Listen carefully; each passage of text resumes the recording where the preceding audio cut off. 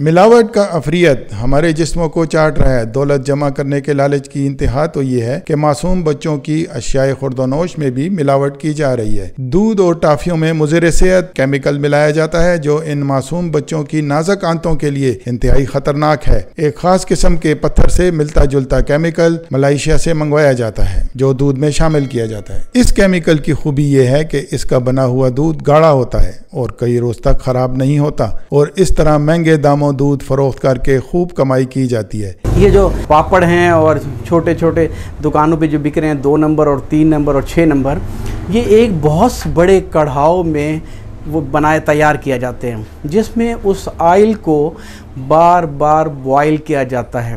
جب وہ بوائل کرتے ہیں تو اس میں میٹیلک وہ جو اس کا ہے وہ شامل ہو جاتا ہے بڑے کڑھاؤ کا۔ مضر صحت ہے جو انسان کی جان کے لیے خطرناک ثابت ہوتا ہے، بچوں میں خصوصی طور پہ۔ پشاور میں میدے سے 5 اشیاء کی تیاری کی جاتی ہے۔ میدے میں زرد رنگ ملا کر ہلدی تیار کی جاتی ہے، ہلکے زرد رنگ کی ملاوٹ سے بیسن تیار کیا جاتا ہے، میدے میں کالا رنگ اور پگھلی ہوئی چربی ملا کر پالش تیار کی جاتی ہے، نیلا رنگ ملا کر دھوبی نیل تیار کیا جاتا ہے۔ آٹے کے بورے سے 3 اشیاء تیار کی جاتی ہیں، بورے کو سرخ رنگ دے کر میدا مرچ سبز رنگ ڈال کر میدا دھنیا اور ہلکا سبز رنگ ڈال کر میتھی تیار کی جاتی ہے، کینو اور مالٹے کے بیج کو ہلکا سبز رنگ دے کر الائچی تیار کی جاتی ہے، چاک مٹی میں ملاوٹ کے ذریعے پت پاؤڈر بنایا جاتا ہے۔ بعد میں اثرات مرتب ہوتے ہیں، اس میں لاتعداد بیماریاں ہیں جو اس سے جنم لیتی ہیں۔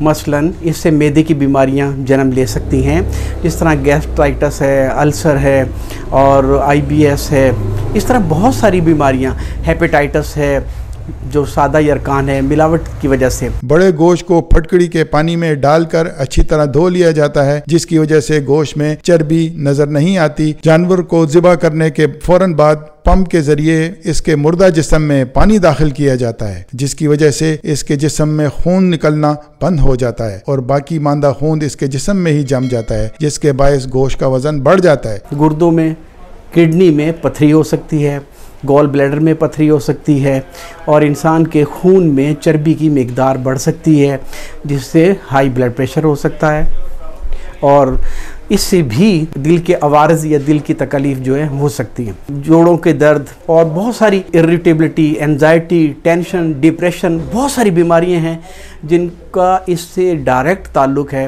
خشک روٹی اور مٹھائی وغیرہ پیس کر اسے آٹے میں ملایا جاتا ہے، جبکہ سب سے زیادہ ملاوٹ چائے میں کی جاتی ہے۔ چنے اور مسور کی دال کا چھلکا پیس کر چائے میں ملایا جاتا ہے، جس میں جانوروں کا خشک خون بھی شامل ہوتا ہے۔ چائے کی پتی کی تیاری میں، بسکٹ کی تیاری میں استعمال ہونے والا پاؤڈر بھی شامل کیا جاتا ہے تاکہ چائے کا رنگ گہرا ہو جائے۔ مسالہ جات کی تیاری میں آٹے کا بورا، نمک، صابن کی تیاری کے دوران استعمال ہونے والا تیل اور زہریلا کیمیکل استعمال کیا جاتا ہے۔ ملاوٹ کی وجہ سے ایک الرجک ریئیکشن ہو سکتا ہے یا اینافائلیٹک شاک ہو سکتا ہے، جس میں انسان کی قیمتی جان کے ضائع ہونے کا احتمال بھی ہوتا ہے۔ چارسدہ، مردان، سوات اور دیر میں ان ملاوٹیوں کے مخصوص گاہک ہیں جو تھوک کے حساب سے جیلی مسالہ جات خریدتے ہیں، جنہیں بعد ازاں پرچون فروشوں کی دکانوں پر فروخت کے لیے رکھا جاتا ہے۔ صارفین یہ مال سستا ہونے کی وجہ سے دھڑا دھڑ خریدتے ہیں، جس سے ان کی صحتیں تباہ ہو رہی ہیں۔ آصف ودود، آج ڈیجیٹل، پشاور۔